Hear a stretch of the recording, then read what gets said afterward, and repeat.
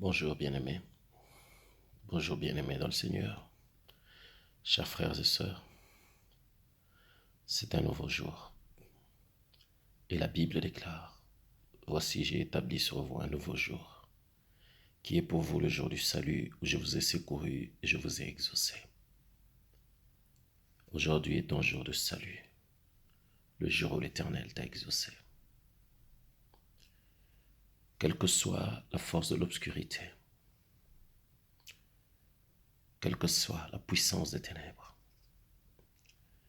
quelle que soit la hauteur des vagues et des flots,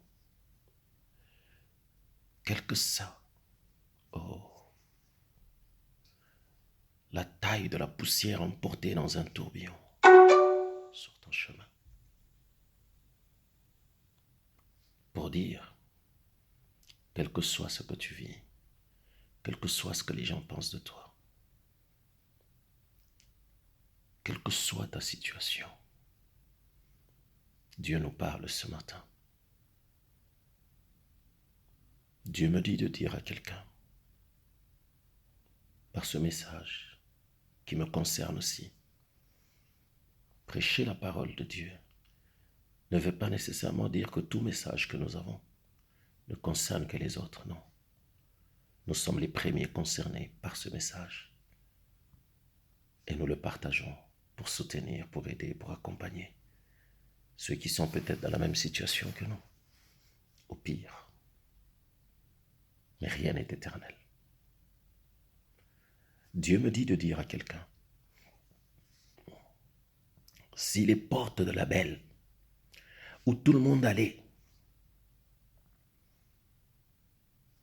est-ce chaque dimanche, est-ce chaque vendredi, est-ce chaque mercredi, est-ce chaque mardi, pour la prière, si ces portes n'ont pas ouvert les yeux de Bartimée,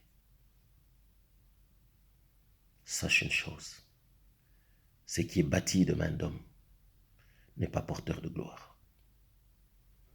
Ce qui porte la gloire, c'est ce qui vient de Dieu. Or, toi et moi, nous venons de Dieu, nous venons de l'Éternel des armées, qui a mis son amour à son comble et l'a manifesté par Jésus-Christ, en nous rachetant par le sang qui crie mieux que le sang d'Abel, le sang qui crie Abba Père, et il a fait de nous des fils.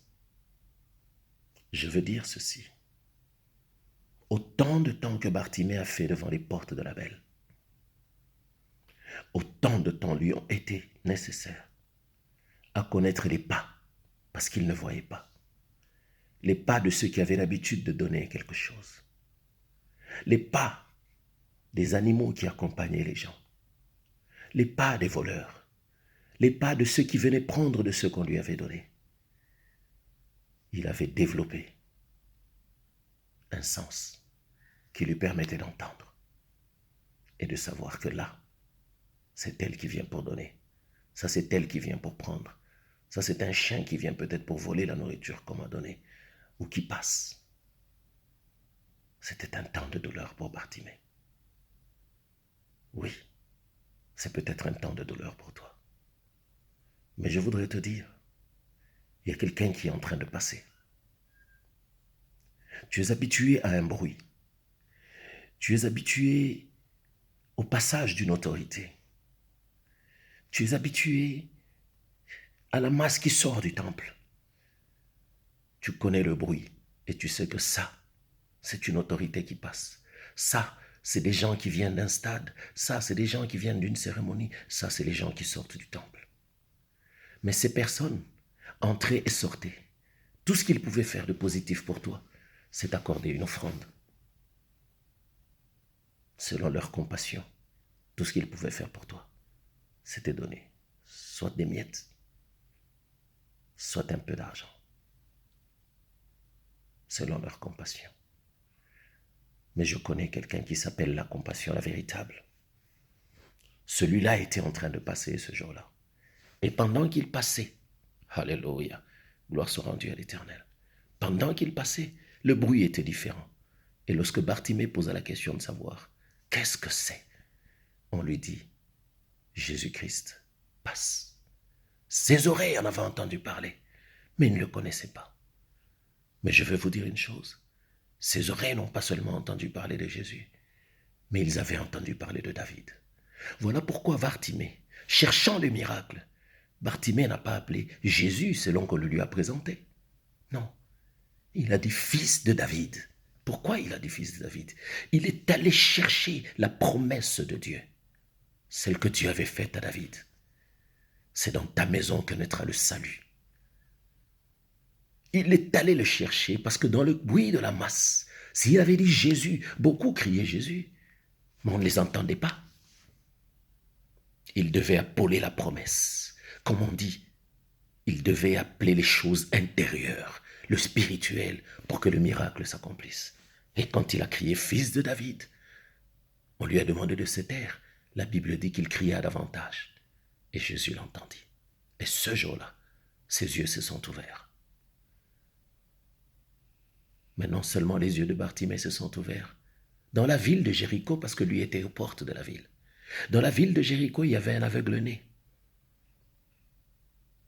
Et tous les gens de la ville allaient puiser l'eau à un puits qui s'appelait Siloé. Siloé qui signifie envoyé. Le puits de Siloé signifie le puits de l'envoyé. On envoyait toujours des gens là-bas. Mais quand ils ont donné le nom à ce puits, ils ne savaient pas que c'était l'adresse que le même Christ donnerait à l'aveugle-né afin que ses yeux voient. Bethesda était une baptise de main d'homme. Il y en avait un, 38 ans durant, a vu des gens entrer et sortir guéris. Mais à chaque fois qu'il entrait et que lui n'était pas guéri, son cas s'empirait. C'est peut-être ta condition. C'est peut-être ta situation. Mais Dieu me dit de te dire, il y a quelqu'un que lui a envoyé qui s'appelle la porte des brebis. Bethesda avait 5 portiques, mais la guérison, le rétablissement du paralytique est passé par le 6e portique, qui est la porte des brebis. Les eaux ne se sont pas agitées, mais Jésus s'est tenu debout. Que veux-tu que je fasse pour toi? Je n'ai personne pour me jeter dans les eaux. Lui ne vient pas pour jeter les gens. Il vient pour les récupérer, les ramasser et les établir. Alléluia. Ce jour-là, un miracle s'est produit sans que les eaux ne s'agitent. Et le 6e portique a fait entrer la paralysie et l'homme a marché portant son lit.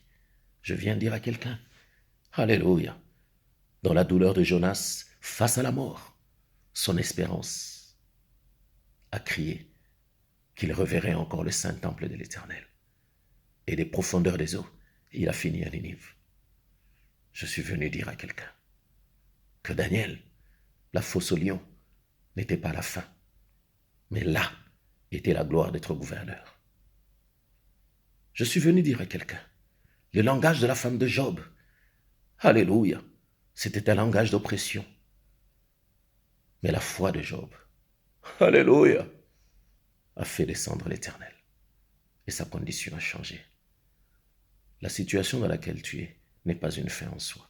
Mais Dieu me dit de te dire, les noms que les gens ont donnés à ta condition, les noms que les gens ont donnés à la situation, ou à la porte où tu te trouves, ou dans le lieu où ils ont décidé de t'enfermer, dans la condition où ils t'ont placé à cause de la dureté de leur cœur, n'est pas un lieu de fin. Non. Méphibosheth à l'Odébar, ça n'était pas fini. Car lorsque le livre du souvenir a été ouvert, la loi disait, un infirme, un paralytique, un lépreux ne peut pas entrer dans le palais du roi parce qu'il est maudit. Mais ce jour-là, sans audience, Bartimée est entré. Plutôt, Méphibosheth est entré, excusez-moi, à manger. Et il a retrouvé la royauté de la naissance. Tu étais né dans une condition, tu as grandi dans une condition. Mais la dureté des hommes t'a emmené à l'Odébar. Le lieu sec et sans vie. Je t'annonce ce matin que le palais t'attend. Oui, le palais t'attend. Ceux qui t'ont rejeté, alléluia, qu'ils aient la force et le courage de chanter un cantique nouveau à l'Éternel à cause de la manifestation de la gloire de Dieu. Que Dieu bénisse chacun de nous, que Dieu bénisse sa parole et que chacun de nous sache que même Paul a dit, je connais un homme, était-il en lui ou pas, il y a 14 ans. Je ne sais s'il était en lui ou pas. Alléluia. Mais cet homme a vu la gloire de Dieu et a annoncé l'évangile jusqu'à la fin de ce jour. Tu proclameras la grandeur de Dieu. Tu chanteras un cantique nouveau. Tu prêcheras l'évangile de puissance et de vie. Alléluia. Parce que l'évangile que nous prêchons, c'est celui dont Jésus a dit aux disciples des gens. Allez dire à Jean ce que vous avez vu et entendu. L'évangile est annoncé. Les aveugles voient, les sourds entendent, les muets parlent, les lépreux sont purifiés, les malades sont guéris, les paralytiques sont rétablis et les morts ressuscitent. Et que tout en toi soit rétabli, que ta langue soit déliée, que tes yeux voient, que tes oreilles entendent. Alléluia. Que ta maladie soit guérie, que ta lèpre soit purifiée, que ta paralysie soit rétablie et que la mort qui proposait sur toi soit transformée en vie à la gloire de l'Éternel. Au nom de Jésus-Christ, j'ai ainsi prié. Soyez bénis. Merci. Gloire à l'Éternel.